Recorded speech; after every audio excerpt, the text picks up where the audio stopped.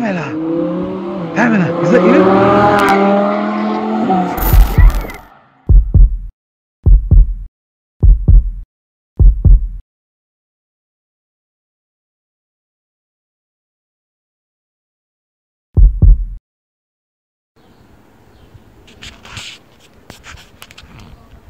Hey YouTube, what's going on? So, talking about the Skyline again.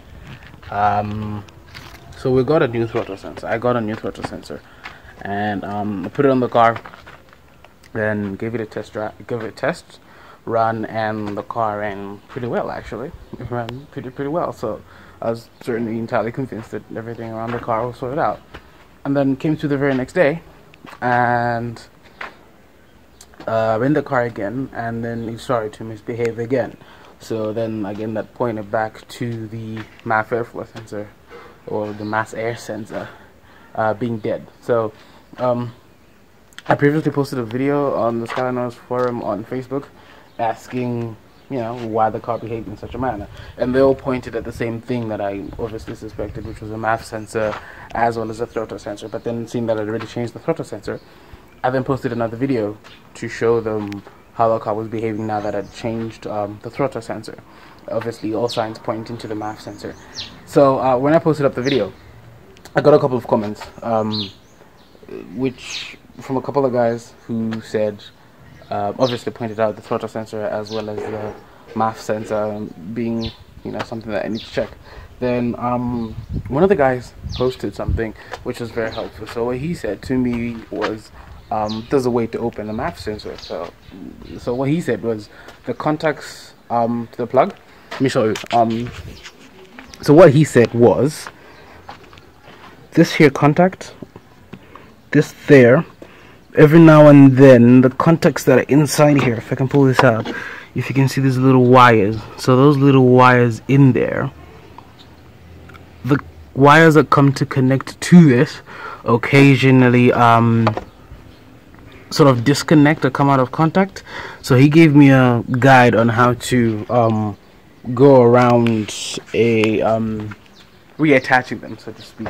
So let me just show you how. Okay, let me just take this out and then show you just what that process is like. Okay, so give me a second here. That's the mass air sensor taken out of the Skyline there at the back. Disregard Scooby. Alright, now, so what you need, I need some light, firstly. So, what you need with this sensor, is you need a very sharp and maybe sturdy type of blade. So, you could use a blade like mine, this one here, which I got from one of the Chinese shops here for about maybe, I don't know, $4 or something. So, anyway.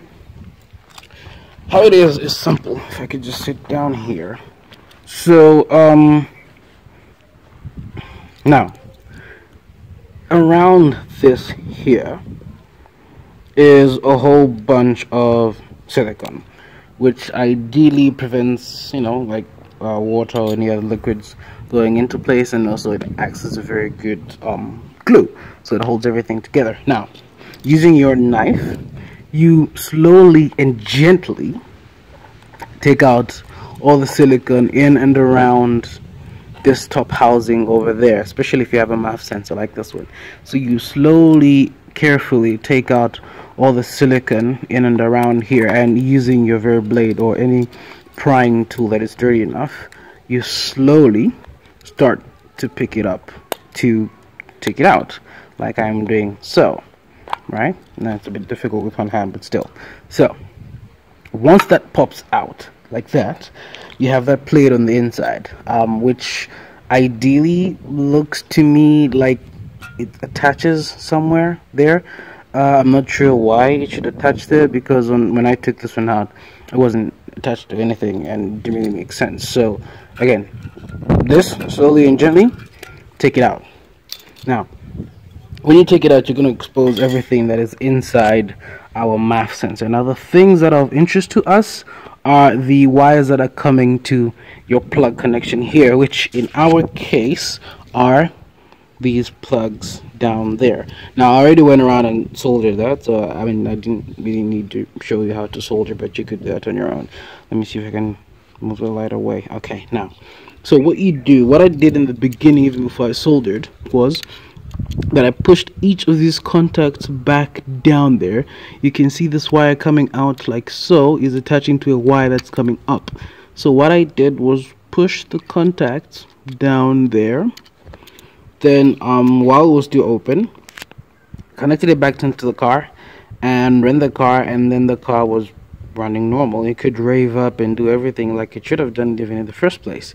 So that kind of told me that it was working. Then I took it home and went and soldered all the bits on here. So I got a wire and then soldered here to make sure at least that none of the contacts, even as I was soldering, none of these would come into contact with each other, because if you're aware, if one wire touches with the other wire, then you're really just disturbing the whole circuit.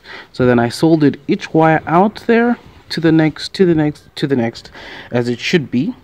And I did that in the night. So the very next day I came back home, my other home where the Skyline is, came back here and put it back on the car, and the car ran perfectly. It could rave up and everything. The only issue I'm still struggling with right now is the idle, but once you do that on the car, you are certain that it works. So for those of you that have a MAF sensor housing that is similar to this one, like I have in my Subaru over there. So if you have a sensor housing that is similar to this, and you suspect that maybe your MAF sensor may be on its way out, just before you spend $150 on another MAF sensor, or depending on how much it costs for you wherever you are, just before you spend that amount of money, I guess it would make sense for you to open this like I did and just put the wires back in, maybe push them down gently, not enough to break them, please don't break them. So push them down, and then maybe solder them if need be before you go out testing, but then push them down and then put it in your car and run it and give it a test and see if there's any difference, because all you might find is that the wires were a bit loose.